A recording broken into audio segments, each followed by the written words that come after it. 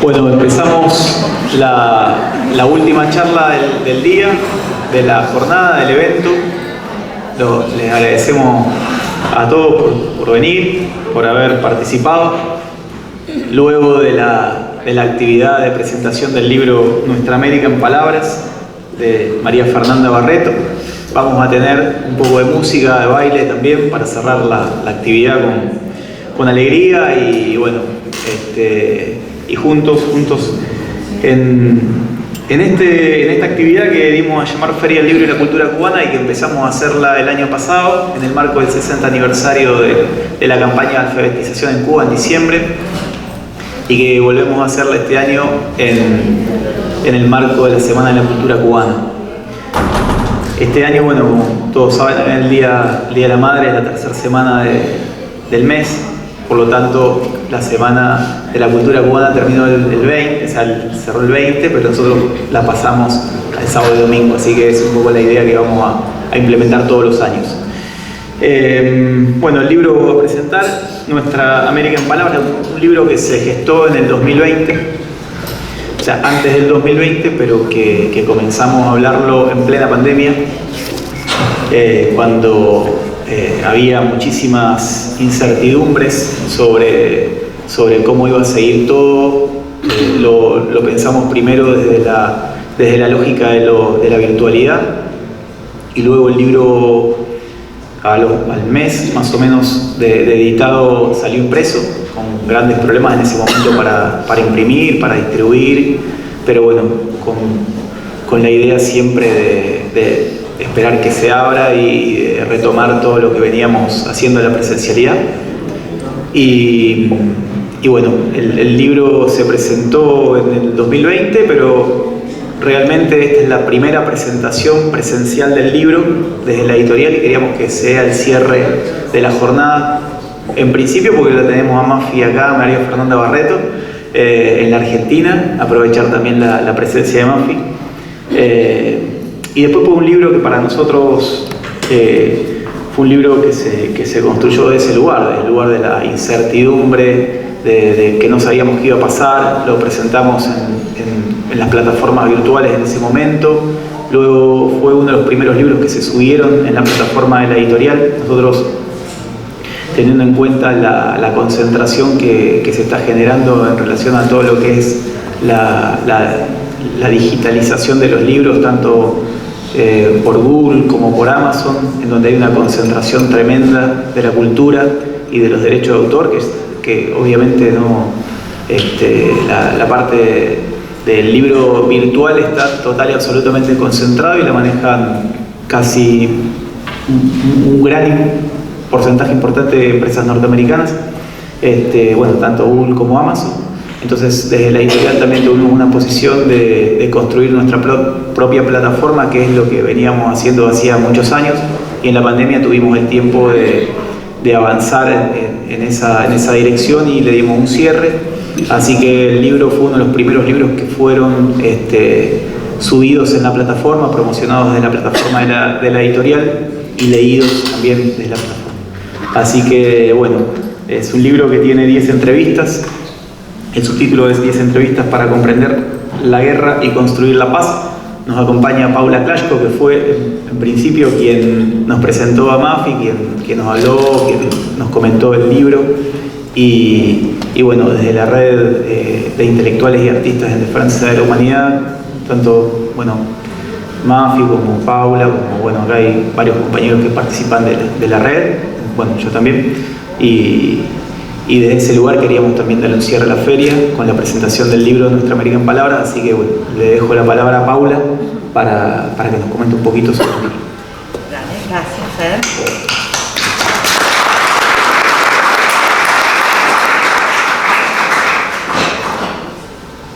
Dale, perfecto. 15. Bueno, están conspirando a mis espaldas. Bueno, buenas tardes, compañeros, compañeras, buenas noches, no sé. Primero felicitar a la editorial Acercándonos por este esfuerzo enorme que hizo, que entre tantas otras actividades que hace, también de montar esta hermosísima feria del libro y de la cultura cubana, que bueno, Cuba tanto lo merece y bueno, ¿no? La cultura cubana es un legado inmenso para la humanidad, así que el trabajo que hace la editorial Acercándonos es un aporte muy, muy importante. Y en ese marco los libros que hay acá también son instrumentos de lucha, son instrumentos de combate. Y el libro de mi amiga María Fernanda Barreto es eso. El libro, que son estas 10 maravillosas entrevistas, que la verdad que el subtítulo, bueno, todo le hace honor, Nuestra América en palabras, y el subtítulo, 10 entrevistas para comprender la guerra y construir la paz. María Fernanda es colombo venezolana, como ella gusta presentarse, con mucho amor a sus dos patrias. Y en el libro se refleja tanto la fortaleza, en realidad parte de los ataques, ¿no? De los ataques brutales que sufre por un lado su patria en la que vive, en la que parió sus hijas, una que está aquí, por ahí, y los ataques, las embestidas brutales y la resistencia heroica, de la cual Mafi forma parte, de la resistencia cotidiana y heroica, y no solamente cotidiana, sino que se manda sus enormes epopeyas, y del otro lado la Colombia herida, la Colombia de ese pueblo lastimado pero guerrero, asesinado, torturado, pero que todo el tiempo se levanta y sigue y lucha y se muestra en múltiples organizaciones, y bueno, y que ahora estamos teniendo la posibilidad de empezar a ver el principio del fin de la pesadilla, con el gobierno de Gustavo Petro, del pacto histórico y sobre todo de la emergencia de las organizaciones populares que ahora tal vez van a poder empezar a hacer política en paz. Más allá de que esta semana tuvimos asesinatos, ¿verdad? Varios.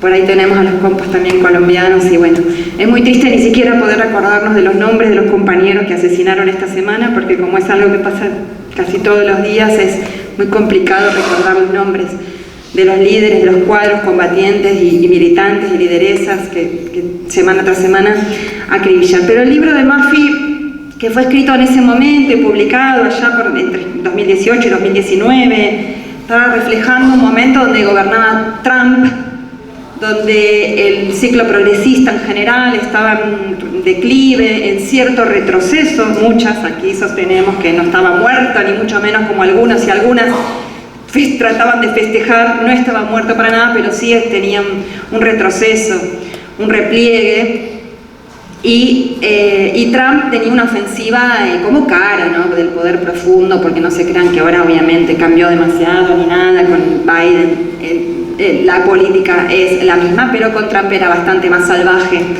y cotidiana esas agresiones.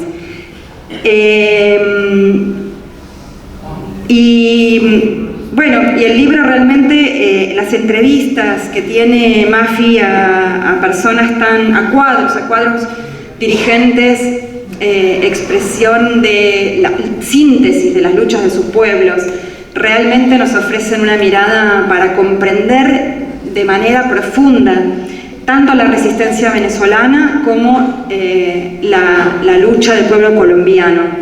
Y Colombia, que es un país, sacarle el sonido, perdón. Colombia, que es un país sobre el cual la prensa calla, la prensa todo el tiempo opera el silencio, y bueno, tal vez acá que somos compañeras y compañeros que nos tratamos de preocupar, activistas que tratamos todo el tiempo de ir a buscar eso que la prensa burguesa y corporativa nos niega y nos calla y nos oculta y nos deforma, tal vez podemos ser más conscientes, pero en realidad solamente, comentábamos ayer también con Mafi, solamente a partir de la lucha impresionante del paro del año pasado en Colombia, en noviembre de 2021, que fue una verdadera insurrección popular nacional masiva, ahí, bueno, no pudieron callarse tanto porque era evidente, porque era una lucha de masas impresionante, donde se le sumó a esa lucha silenciosa, no, silenciada, del campo, de la ruralidad colombiana, de décadas de guerra civil, de presencia de organizaciones populares, armadas y no armadas, luchando permanentemente. Se le sumó la lucha de la ciudad, de las clases populares de la clase obrera y de los estudiantes y de esas capas urbanas también golpeadas por el modelo neoliberal, además de asesino, además de terrorista, ¿no? de ser un estado terrorista, porque hay que tener en claro eso, y es lo que Mafi desanuda a través de las entrevistas y de las maravillosas y agudas preguntas que ella les hace a sus entrevistades, pero que además Mafi la pueden googlear por ahí y están todos los días, no solamente en este libro, sino permanentemente con sus entrevistas, con sus escritos, con sus artículos, un montón, una cantidad enorme de material que nos ofrece. Nos hace entender esa... Otra que se olvidó. Es la alarma de la hora de darle la comida a mi perro en Caracas. Bueno, va a tener hambre, pobrecita. Se va a morir de hambre. Bueno, decía que ya me hiciste perder, ¿no? Sí. La prolificidad de Mafi. Bueno, no, que nos muestra esa profundidad, ese escenario, para entender ese terrorismo de Estado continuado que tiene Colombia. Bueno, podemos a veces, yo suelo decir que hace más de 6 décadas, por ponerle una fecha, a partir del bogotazo, del asesinato de Jorge Eliezer Gaitán, donde se profundiza un estado de guerra civil que Mafi siempre nos muestra y nos enseña que es muy anterior, que es prácticamente, bueno, desde hace 500 años incluso, pero por ahí más acá, desde la creación ficticia, porque no, al separarse Venezuela de Colombia y después también Panamá y de Ecuador también, esa creación ficticia de este Estado que finalmente fue un Estado oligárquico, ¿no? Con casi ninguna excepción. Entonces, digo, bueno, ahora pensaba hoy, había escuchado por ahí por las noticias que estaba llegando el barco hospital de Estados Unidos, el Comfort, a las costas colombianas. Ese barco hospital que me acuerdo que había estado merodeando también por las costas venezolanas en uno de los momentos peores del ataque de Trump, que Trump estaba diciendo que iba a poner la ayuda humanitaria y la invasión, y que además decía que todas las opciones estaban sobre la mesa, ¿no? Que la posibilidad de la invasión a Venezuela, la invasión armada, con Estados Unidos a la cabeza y con esas fuerzas especiales, multinacionales, como ahora por ejemplo está por suceder, esperemos que no, que el pueblo haitiano lo frene, pero que ahora están pergeneando sobre el pueblo haitiano. En aquel momento era una posibilidad muy concreta y real.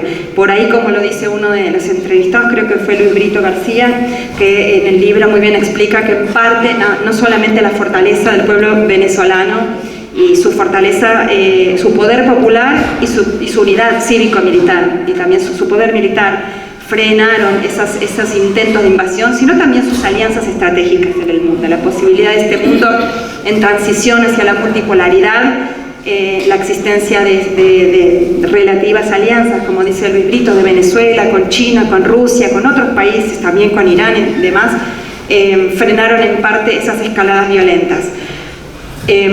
Pero bueno, decíamos que un poco se habló, se empezó a hablar de lo que pasaba en Colombia a partir del paro, de la insurrección popular del año pasado, pero antes de eso y después de eso tampoco, realmente es un genocidio silenciado. Es un genocidio que, así como masacraron a estos, creo que fueron 2 o 3 compañeros, esta semana, sucede semana tras semana, y es algo que esta realidad de hoy, esta esperanza que nos trae el pueblo colombiano con el pacto histórico en el gobierno, le va a llevar mucho tiempo desandar.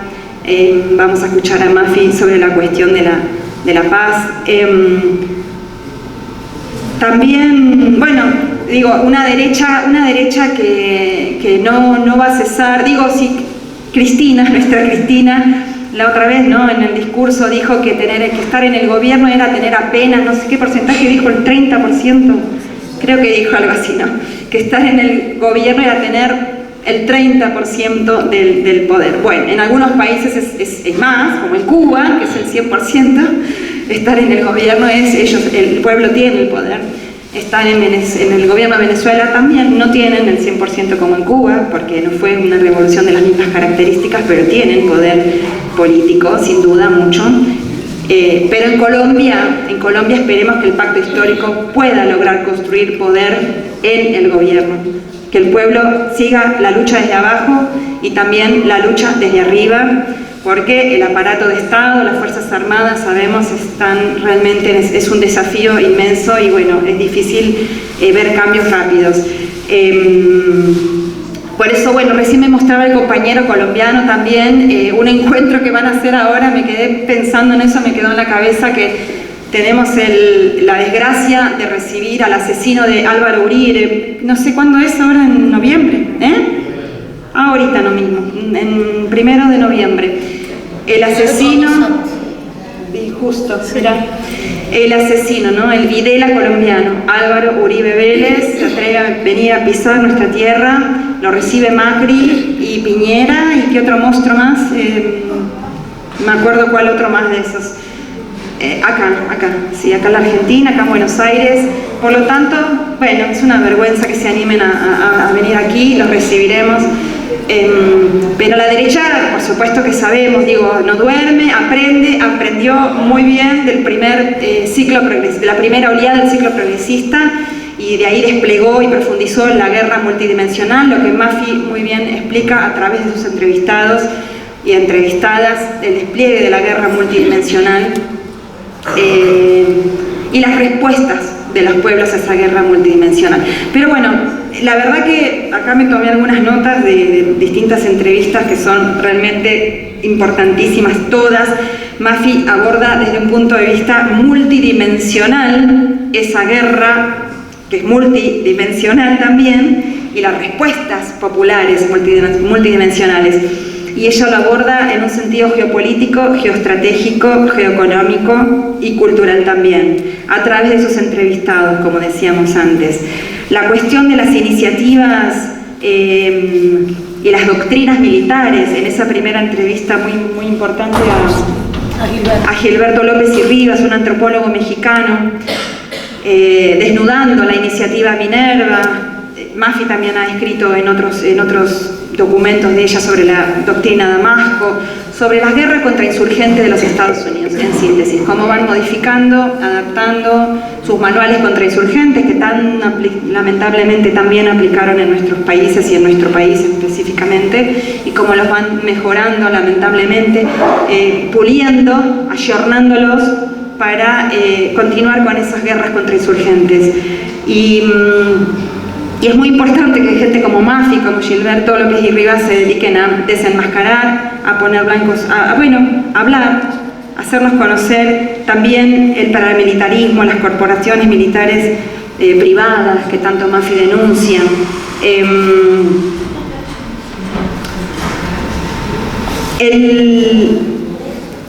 El texto, por ejemplo, me parece también todas, la verdad que todas las entrevistas son maravillosas. Ahí, bueno, chusmeen el libro y vean el índice y les van a dar ganas de leer además porque lo va recorriendo, ¿no? Un poco de colombianos y colombianas, un poco de venezolanas, un poco de cubanos, por supuesto, el compañero Rogelio Polanco, que también, bueno, tanto conoce Venezuela porque fue embajador de Cuba en la República Bolivariana de Venezuela durante tanto tiempo, y conoce también la realidad. Es imperdible cómo una vez más queda demostrada la alianza inquebrantable de esa Cuba asediada, bloqueada. Bueno, hoy ya estuvimos escuchando y conocemos esa alianza inquebrantable y esa solidaridad inquebrantable con la República Bolivariana de Venezuela.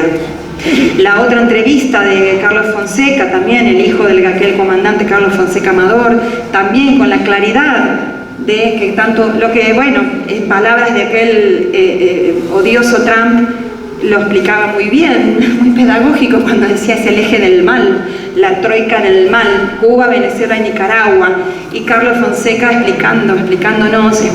respondiéndole a Mafi, que claro, además de la cuestión geoeconómica de los tres territorios, Cuba, por lo que significaba antes ser colonia directa, recreo de los yanquis, sobre todo, no por la cuestión económica en sí misma, por haber perdido una colonia y por tenerla tan cerquita y por ser un ejemplo inquebrantable, una luz que irradia a los pueblos hace más de 6 décadas.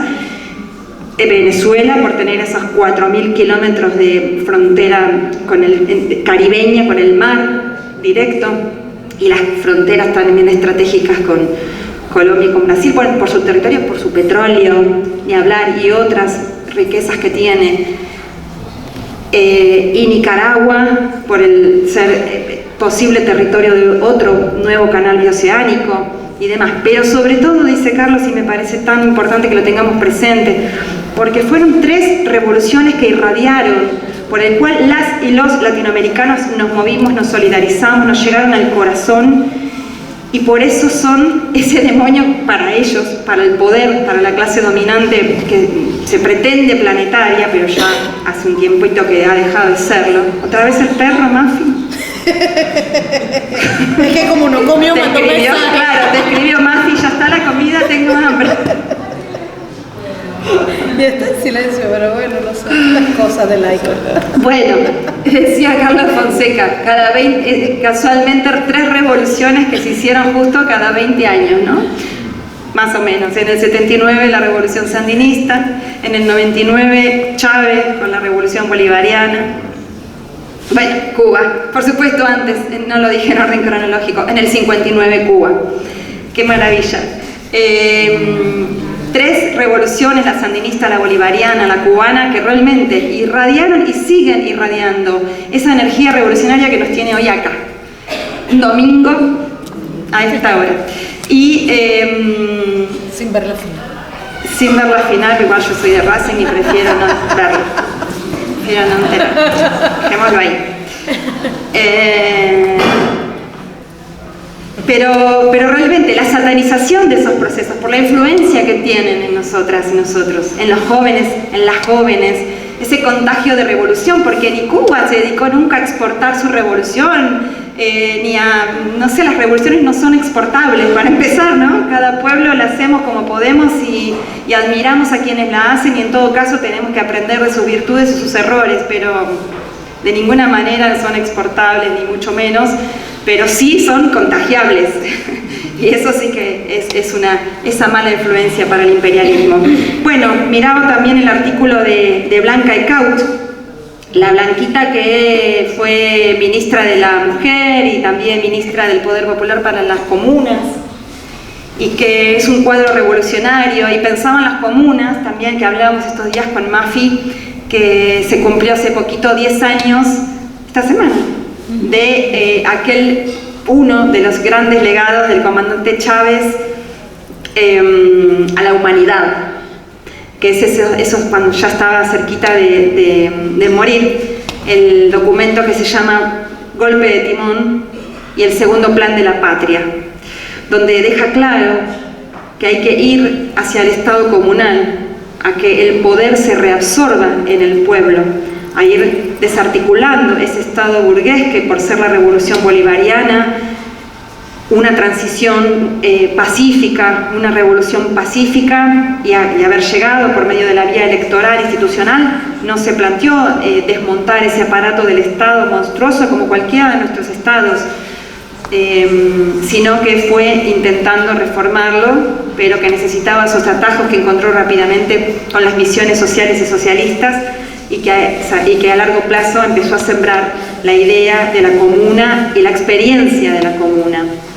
Qué importante la comuna y el feminismo. Blanca Ecaut, en esa entrevista, Mafi le apunta al feminismo socialista y al Estado comunal. Y bueno, 2 ejes centrales para nuestras construcciones, para nuestros intentos de transformar nuestras sociedades.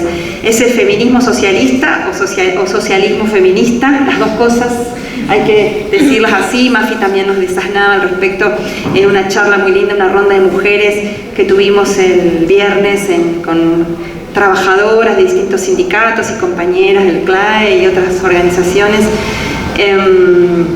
donde reafirmábamos que el socialismo como un legado, como una bandera amplia de transformación social, que en cada país, que en cada territorio puede tomar su nombre, su identidad, su forma, su historia, pero esa bandera del socialismo, esa esperanza de la humanidad, esperanza sin esperar. Me acuerdo del debate con el compañero Lucas, que esperanza sin esperar, sin espera. El socialismo, como dijo Chávez, como dejó bien plantado, el socialismo tiene que ser feminista, o no es, pero también el feminismo tiene que ser socialista, o no es, exactamente. Socialista en un sentido amplio, por eso en cada momento, en cada territorio tendrá su identidad. Nos referimos a socialismo como la bandera de la justicia social, de una vida mejor para los pueblos, de una vida justa, si se puede del todo, pero mientras tanto más justa, mucho más justa. Entonces, bajo esa bandera del socialismo del siglo XXI, o del buen vivir, o de lo que cada pueblo va encontrando en su propia identidad, en su propia historia, el socialismo, el feminismo también tiene que ir por ese lado, porque si no, si no es anticapitalista, si no es antiimperialista, no es feminismo tampoco. Bueno, así que solo invitarles a seguir leyendo estas entrevistas, la de Pablo Beltrán, que realmente es impresionante, el compañero comandante de una de las guerrillas más importantes y antiguas, que no tanto, ¿no? Apenas 5 décadas, 6, ¿cuánto tiene? Sí. No es mucho en la historia de la humanidad. Pero es una guerrilla histórica, el Ejército de Liberación Nacional, y mucho para aprender y mucho para que esa historia puesta en juego de tantos combatientes que han dado la vida y la siguen dando, y que ahora están volviendo a retomar el diálogo con el gobierno colombiano, y que ahora puede empezar a soñarse y a trabajar por la paz en serio. En esta entrevista también tan maravillosa, donde se analiza la relación histórica entre Colombia y Venezuela, que son un mismo pueblo, hermanos y hermanas, un mismo pueblo, la misma historia, la misma sangre, las mismas oligarquías podridas, el mismo sometimiento a los Estados Unidos hasta hace 20 años, porque hace 20 años que Venezuela ya no, y hace 20 años que recrudeció el sometimiento justamente de Colombia con los Estados Unidos, porque lo armaron como cabeza de playa del ataque permanente y sistemático, militar, diplomático, de todos los tipos de ataques contra la República Bolivariana de Venezuela.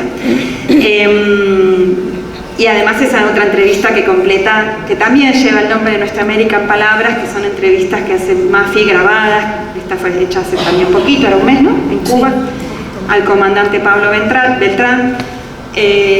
También realmente, bueno, y las demás entrevistas también. Así que sin más, recomendando la lectura para conocer esa realidad de manera tan profunda, tan interesante, porque además Venezuela la han puesto en el ojo de la tormenta. Defender a Venezuela, defender a Cuba es una obligación de todos y todas las activistas y las que nos queremos creer y construir como revolucionarias. Es la obligación ética, moral, política y del corazón y de la mente de cada una de nosotras. Y además el reverso, ¿no? La paz de Colombia es empezar a soñar con la paz del continente. Bueno, a leer el libro entonces. Gracias. El libro también tiene una portada y una contraportada del compañero Alejo Brignole, así que quería decir eso porque Alejo ha participado muchísimo en la edición del libro, en el diseño del libro, un gran compañero de la red también. Como editorial, como espacio, también queremos solidarizarnos con Sebastián Salgado, un compañero que fue atacado hace muy poquito y que nosotros queremos nombrarlo, recordar y bueno, nos ponemos a disposición del compañero para lo que haya de necesidad, digamos. Y luego quienes venían a ver la charla también sabían que iba a estar Pili Jiménez, que está en Honduras, tuvo un viaje, digamos, rápido, sí, imprevisto, y está en Honduras actualmente.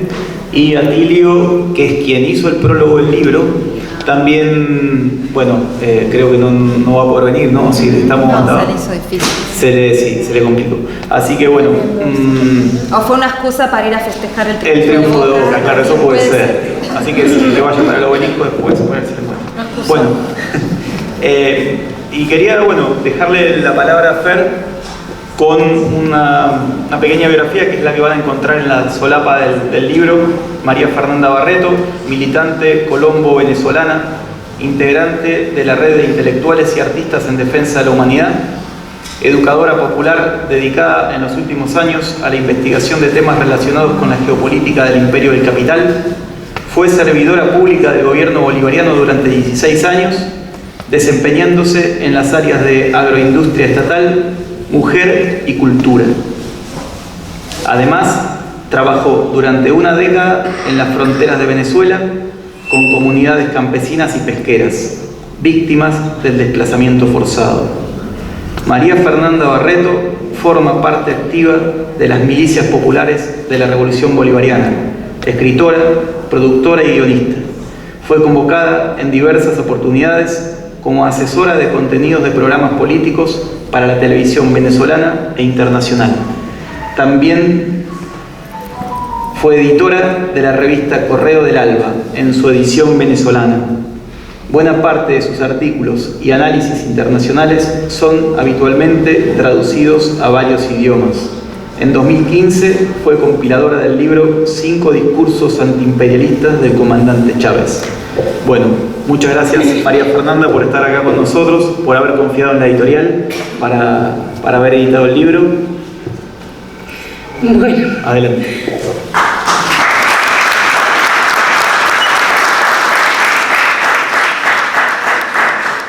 Qué difícil sentarnos a hablar después de haber bailado tan rico, pero la buena noticia es que esto es solo el intermedio, ya vamos a volver a bailar, ¿verdad que sí?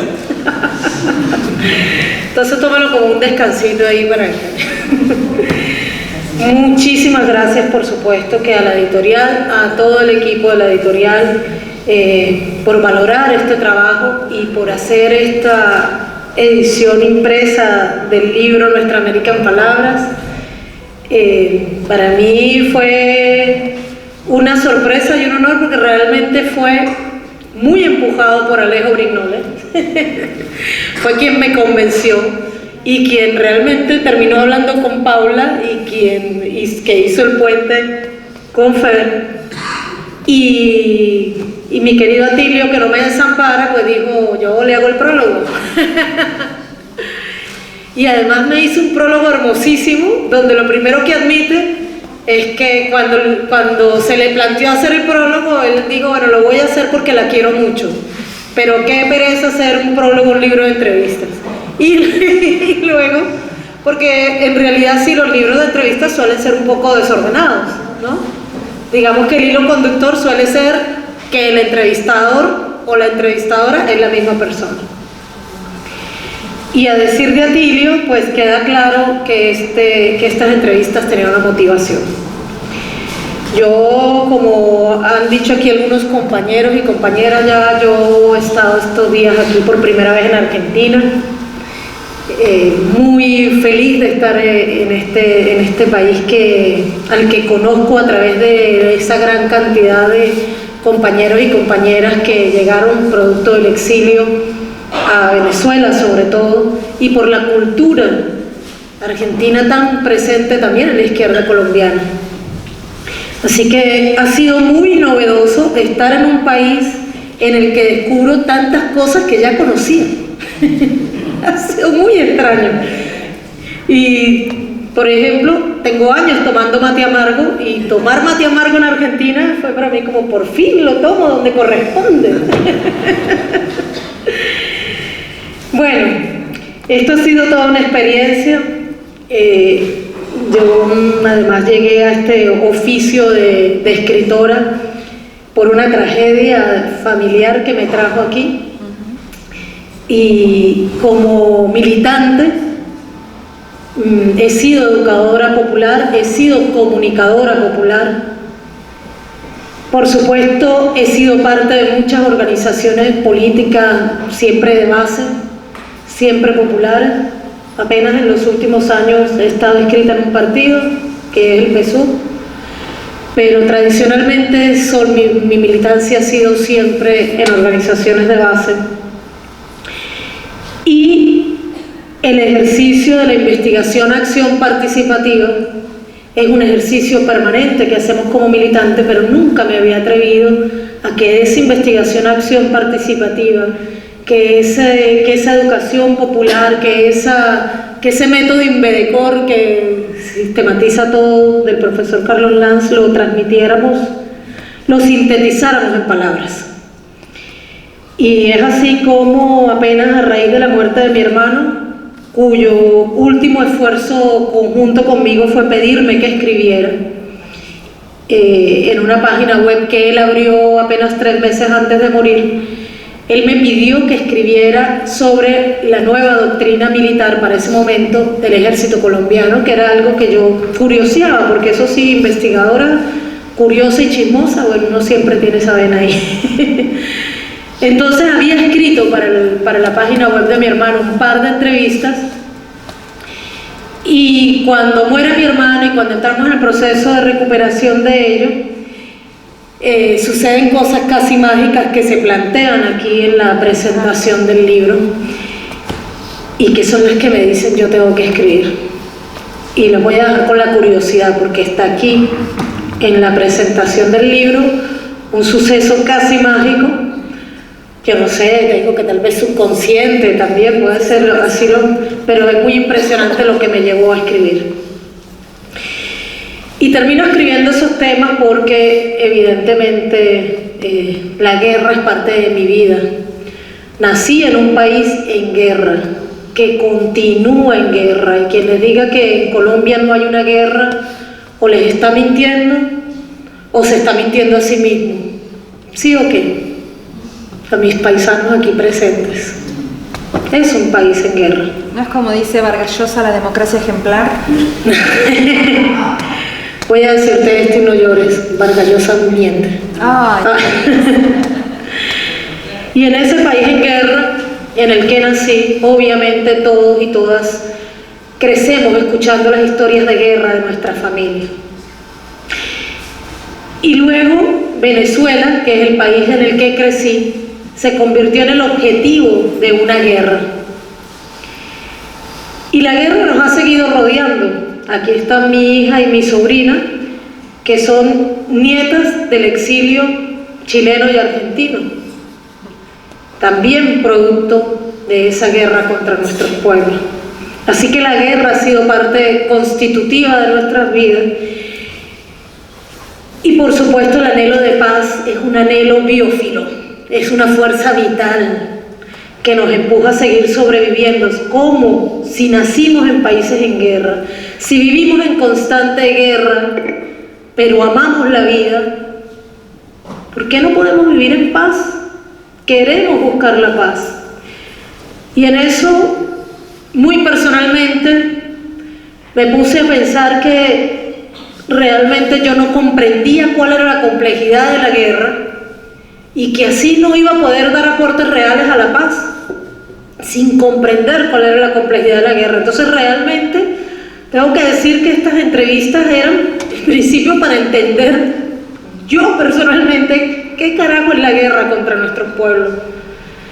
Y luego, bueno, fui convocada a compartirlas y afortunadamente pues fueron valoradas, bien recibidas y hasta publicadas aquí en un país que yo no conocía, pero al que por supuesto ya había aprendido a amar a través de su gente y de su cultura. Comenzamos esta entrevista de ese modo mágico que está aquí en la introducción, gracias a que se involucró en esa magia con esta bruja, el brujo de Atilio Borón, y me contactó con Gilberto López y Rivas, un antropólogo mexicano experto en estudiar la contrainsurgencia de los Estados Unidos. De hecho, tiene un libro que se llama así, Estudiando la contrainsurgencia de los Estados Unidos. Llegamos ahí a preguntarle qué era eso que leíamos en todas partes, que se ha lanzado en Estados Unidos, que es la iniciativa Minerva.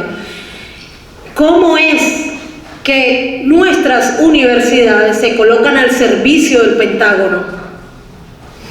Y ahí Gilberto nos explica sus investigaciones de cómo la antropología, la psiquiatría, la psicología y en particular en este caso también la geografía han sido utilizadas con fines militares, están siendo utilizadas con fines militares por los Estados Unidos, y cómo se dedican cada año millones de dólares para tratar de entendernos, cosa que les es afortunadamente muy difícil y al Caribe mucho más. Nosotros no sabemos qué vamos a hacer en media hora, imagínense que si los gringos lo van a saber. Pero es una entrevista quizás de las más largas, pero muy interesante, y se llama Para estudiar a quienes nos estudian. La segunda entrevista, que aquí está en desorden, a ver cómo, porque en el índice no está nada, pero no tiene el título. A ver. Luego viene la segunda entrevista que le hice al intelectual venezolano, muy conocido por Cuba además, Luis Brito García, para hablar sobre la invasión paramilitar desde Colombia hacia Venezuela, que ha sido una invasión sistemática, sobre todo del año 2002. Todas las entrevistas terminan de algún modo redundando en torno a Colombia y Venezuela, porque son mis dos patrias matrias, porque aunque amo a todos los pueblos del mundo y en particular a los pueblos de nuestra América, son Colombia y Venezuela mis primeros dolores, ¿no? Pero también debo decir que Cuba es para mí mi tercera patria, si cabe una jerarquización. Es el país en el que quizás tuve el más rápido crecimiento político en mi vida, cuando tuve el honor de ser invitada en el 2001 por el propio comandante Fidel a conocer Cuba como parte de un grupo de estudiantes venezolanos y venezolanas, el primer grupo que fuimos a Cuba. El tercer entrevistado no es un intelectual, es una víctima del terrorismo de Estado y del terror imperialista. Se trata de Gilberto Torres, quien era dirigente sindical de la Unión Sindical Obrera y que fue secuestrado y prácticamente enterrado vivo durante 10 días en las selvas colombianas por los grupos paramilitares. Gilberto Torres llegó a esa situación porque quien estaba por encima de él en el sindicato, Aurízar Amarrujo, fue desaparecido por los grupos paramilitares y decidieron convocar a un paro y pararon la producción petrolera y de inmediato llegaron los paramilitares por él y lo pasaron por frente de la vigilancia de esa compañía. British Petroleum, por cierto, está demandada por Gilberto. Eso es un caso que todavía está ahí andando. Y lo pasaron también por el frente de la brigada militar y nadie hizo nada. Finalmente debió ser liberado y es uno de los primeros sobrevivientes de un secuestro de paramilitares debido a la gran presión de ese sindicato. Como en Colombia hay un genocidio invisible, les diré que de la USO hay alrededor de 220 sindicalistas que han sido asesinados solo por ser sindicalistas, porque en Colombia se comete un sindicalicidio y el último fue asesinado hace poco más de un mes. Un compañero de 40 años de Barranca Bermeja, dirigente sindical, que fue asesinado de 5 tiros al salir del velorio de su padre. Esa es la realidad de Colombia que no nos cuentan. Y Gilberto recibió asilo en Venezuela y a raíz de eso lo entrevisté. Luego entrevistamos al ministro de Cultura de Venezuela, Ernesto Villegas, un periodista impecable, creo que uno de los mejores entrevistadores además que he conocido en la vida, y una persona maravillosa, que resume en el título, le pusimos el título de una frase que él dijo y que a mí me marcó, y lo dijo en un congreso internacional en el que pedía solidaridad para Venezuela y decía: si no nos comprenden, por lo menos no dejen de querernos. Y a mí me encantó esa frase de Ernesto y por eso da título a la entrevista a Ernesto Villegas. Después tuve el gusto de entrevistar a mi amigo, el compañero Rogelio Polanco, que para ese momento era el embajador de la República de Cuba en Venezuela, pero que ahora tiene la responsabilidad ideológica en el partido, y a quien ahorita que fui a hacer la entrevista pues tuve el gusto de llevarle unos ejemplares de este libro porque no le habían llegado otros.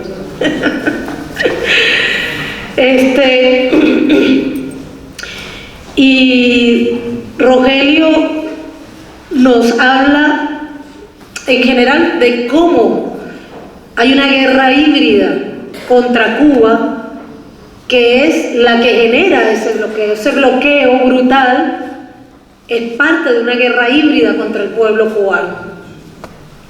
Y cómo hay en los Estados Unidos el empeño en dividir a nuestros países a tal punto que Trump activó el capítulo 3 de la ley Helms-Burton para presionar a Cuba para que rompiera relaciones con Venezuela. Ese era el chantaje que había tras ella.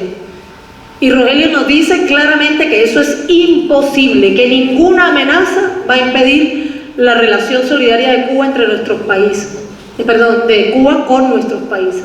Y ahí quiero señalar que Cuba no solamente se ha mantenido firme en la solidaridad con Venezuela, sino también firme en la paz con Colombia. Porque hace poco Cuba fue incluida en la lista de países patrocinadores del terrorismo por negarse a entregar a la delegación de paz del ELN que estaba en su territorio al gobierno de Iván Duque.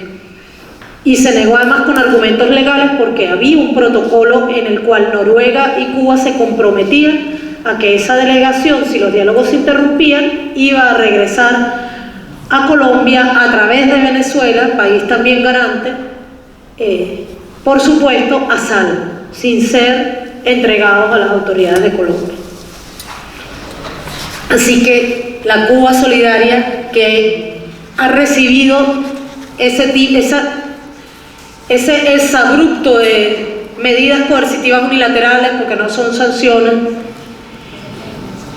ese bloqueo que no es un embargo, no solamente por razones propias, sino por negarse a traicionar a los demás países, a los demás pueblos.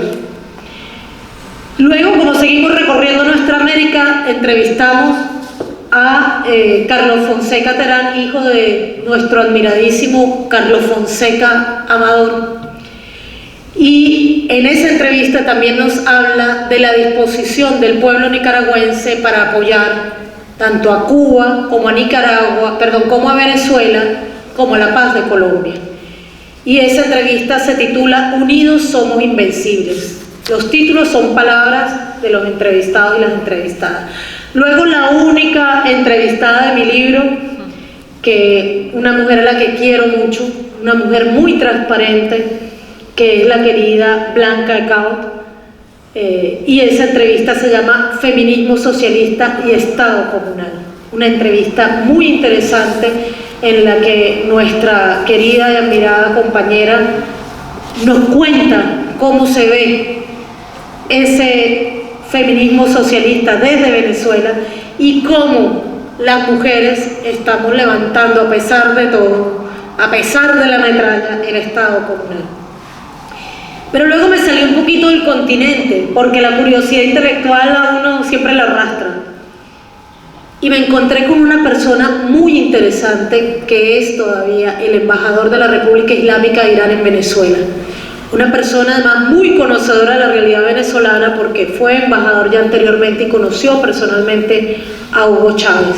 Y nos habla de ese puente entre la resistencia de los pueblos de nuestra América y la resistencia de los pueblos del Medio Oriente en una entrevista que se titula El mundo está cambiando. Continúa el libro con la entrevista al argentino Claudio Katz, que por supuesto lo conocerán. Y esta entrevista se llama Lo que hemos vivido este año es la crisis de la restauración conservadora, donde hace un análisis económico y geopolítico de volver también, ¿no? Eso que tú dijiste, nunca se fue ese progresismo. pero más allá de todo, cómo la resistencia de las 3 revoluciones, en todo este tiempo en que hubo una oleada que fue y vino, cómo esa resistencia también incide en el hecho de que ese progresismo pueda regresar, cosa que a muchos y muchas no les gusta asumir como cierto. Y finalmente, la última entrevista de este libro, que es la que hice a un jefe de la insurgencia colombiana. El comandante Pablo Beltrán es el segundo comandante de la organización guerrillera más grande y antigua del continente americano actualmente, que es el Ejército de Liberación Nacional, y que está retomando nuevos procesos de diálogo ahora por primera vez con un gobierno progresista. Esta entrevista es la más larga y tiene una primera parte muy interesante donde él hace un recuento histórico de por qué Colombia y Venezuela somos una sola patria.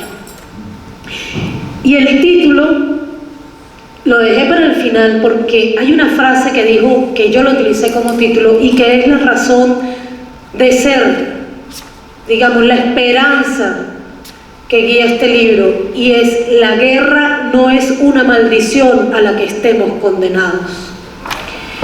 Esa entrevista, por cierto, es parte de 3 entrevistas que vamos a publicar ahora en conjunto. Nuestra América en Palabras está aquí, este libro en físico, en digital también. Y ahora hemos comenzado un nuevo ciclo de Nuestra América en Palabras audiovisual, donde está esa tercera entrevista a Pablo Beltrán y una primera entrevista a la senadora Gloria Flores, y así continuará, porque entendemos que la paz es la construcción histórica más importante y estratégica para nuestros pueblos. Siempre lo ha sido, pero más ahora, cuando el imperio en decadencia está planteándonos la guerra a todos los pueblos del mundo, donde Ucrania es apenas el teatro operativo de esa guerra en ese lado del mundo, pero donde toda nuestra América va a ser también terriblemente contagiada, seguramente, ese es su plan, pero donde en particular Venezuela, Colombia, son uno cabeza de playa, otro objetivo de guerra. Cuba, Nicaragua también son objetivos de guerra, y son objetivos de esa guerra todos los pueblos de nuestra América que se niegan a subordinarse, que nos negamos a entregarles nuestra riqueza, que nos negamos a entregar nuestra soberanía, y que seguimos creyendo que a pesar de que a ellos y a ellas les interese la guerra, les nutra la guerra, les dé dinero la guerra, para nosotros y para nosotras la paz es una razón de vida y también una razón de lucha. Eso es un poco de lo que van a ver aquí, una investigación, parte de una investigación que creo que no terminará nunca, y que solo aspiro que pueda nutrir la construcción histórica más anhelada, que es la de la paz de nuestra América, que sin duda pasa por la paz de Colombia y pasa por la defensa de los proyectos de las revoluciones que se niegan a subordinarse al imperio del capital encarnado en los Estados Unidos, y es la defensa de los pueblos de nuestra América que resistimos cada día, al punto que a veces normalizamos nuestra lucha y no nos damos cuenta de lo mucho que resistimos cotidianamente, desde lo más pequeño, desde lo más cotidiano, desde lo más pequeño, y bueno, sobre todo ha recaído mucho esa lucha sobre nosotras, pero también ustedes la comparten y también la sufren y también la pelean. Bueno, aquí, como decía Fidel, frenteando al enemigo, porque decía Fidel que si uno no tiene al enemigo enfrente es porque lo tiene al lado. Así que sigamos frenteando al enemigo, y como el abrazo es súper